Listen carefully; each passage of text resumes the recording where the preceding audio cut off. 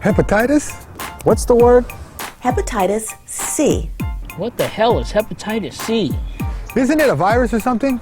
It's that liver thing, right? I heard about Hep C. Everyone's got it. So what? What's up with this treatment thing? So, can it be cured? Most of us users have Hep C, which is a virus that infects your liver and causes things like cirrhosis and liver cancer. But these days, over half the people that get treated get rid of the virus, and they're probably cured. Cured? I didn't think you could cure Hep C. People say a lot of things about Hep C, even doctors, and they're not always right. So if you do have Hep C, and if you've ever used anything with other people's blood on it, you've probably got it. Then you need to get the facts about this thing. Hep C is all over the place, but most people don't even know what it is. Isn't it a virus or something? Right. Hep C is a virus, and it lives in your liver. And the thing about this virus is it's really easy to catch. And just how do you get it? It's passed on by blood, and it doesn't take much blood to pass it on. Most people who got Hep C got it from sharing needles. But there's so much Hep C in infected blood that you can get it from anything in your kit. And that includes needles, syringes, cottons, cookers, and even rinse water. Hep C can be all over that stuff, even though you can't see it. If you shoot up, you've probably gotten it. That's why most of us users get Hep C. For instance, if you take 10 people who just started using, after 1 year, half of them will have it.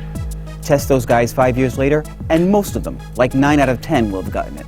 And that's a lot. Some people think that they don't have Hep C because they don't share needles. But Hep C can be passed on by your whole kit. Needles, syringes, cottons, cookers, even the rinse water that you use to clean your kit. All those things can pass on Hep C. Using straws for snorting can pass it on because the blood from the inside of your nose can get on the tip of the straw. Crack pipes can get pretty hot around the mouth and create sores. And where there's open sores, there's blood. If you've gotten tattoos in prison, you could have gotten Hep C from whatever was used as a needle. The virus can even be in the ink container. But if you've been diagnosed with Hep C, you shouldn't worry about passing it on through food or eating utensils. You can't get it through casual contact, like hugging, kissing, or shaking hands. It's only the stuff that might have blood on it, stuff like razors, toothbrushes, or nail clippers. That's the kind of stuff you don't want to share. So tell me about Hep C and sex. A lot of people are worried about sex and Hep C. I need to make this totally clear. You can get Hep C from sex, but it's rare. It's unlikely that you're going to pass it on unless you have multiple sexual partners or a sexually transmitted disease. If you're in a committed relationship, like for a year or more, then you probably aren't going to pass it on. But there's other stuff out there, like HIV and syphilis and chlamydia, and so if you're not in a committed relationship, you should use condoms. And look, if you do have HIV, you need to be extra careful because HIV makes it easier for you to get Hep C and also to pass it on. Just be safe. There's hepatitis A, there's hepatitis B, there's hepatitis C. There's a whole freaking alphabet of hepatitises. Are they all related or what? No, they're completely different. Actually, the word hepatitis just means liver inflammation. Hepatitis means inflammation of the liver, just like tonsillitis means inflammation of the tonsils. One of the most common causes of hepatitis is alcohol. Alcohol causes liver inflammation or hepatitis, especially if you have Hep C. Alcohol and Hep C are like gasoline and fire. But when they put a letter after the word hepatitis, it means it's a virus. And these days, there's 5 of them. Hepatitis A, Hepatitis B, Hepatitis C, D, and E. And they're all different. But the most common one is Hepatitis C.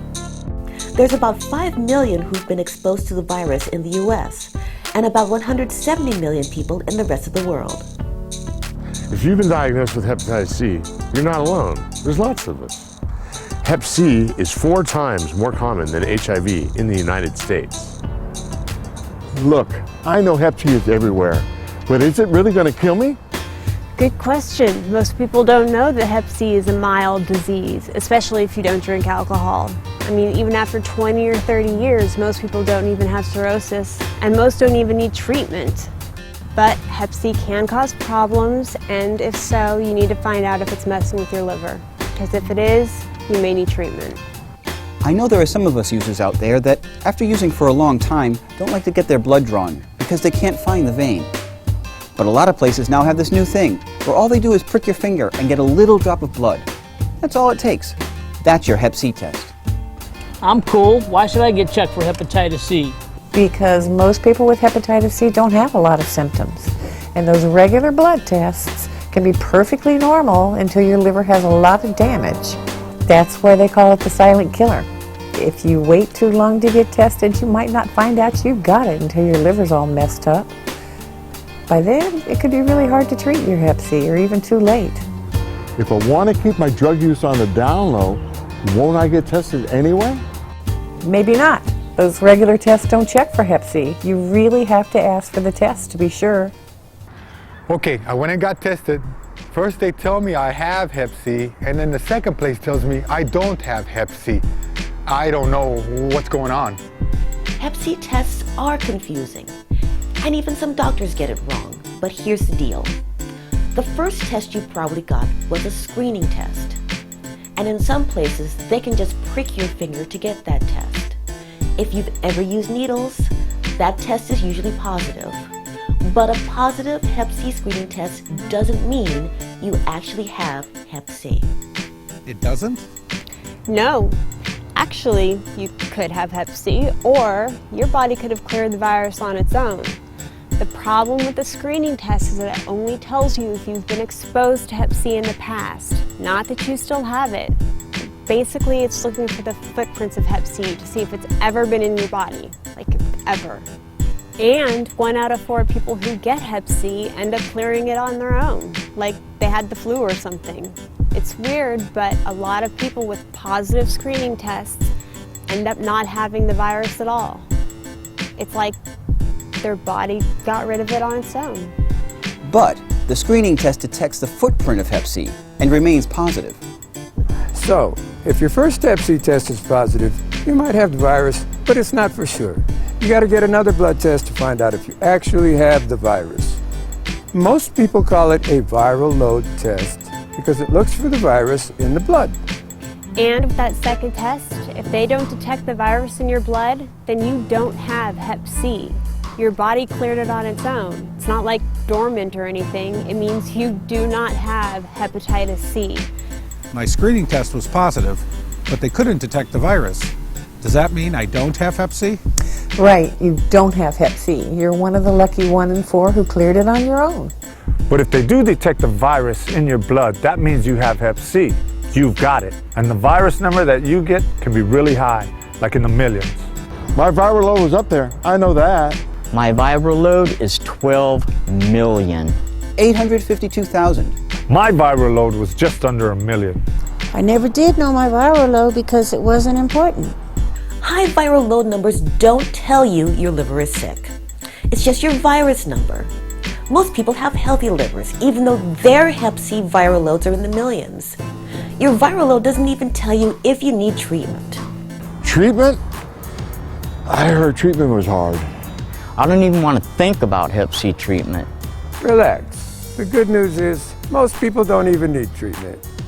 You really only need treatment if the virus is messing with your liver. Most people with Hep C have a healthy liver, even after 20 or 30 years, especially if they don't drink alcohol. And if your liver is cool, you don't need treatment. So how do I know if I need treatment? Blood tests and things like ultrasounds and CAT scans aren't the best way to tell what's up with your liver. The best way to find out if Hep C is causing problems is to get a biopsy. Oh, no way. No way. No thank you. No way. No. Relax. A liver biopsy is really simple. They just numb up a spot over your liver, take a little piece out with a needle. It's really quick. Most people say that it didn't really hurt. That worrying was the worst part. On a scale of 1 to 10, I'd give it about a 2. It's no worse than going to the dentist.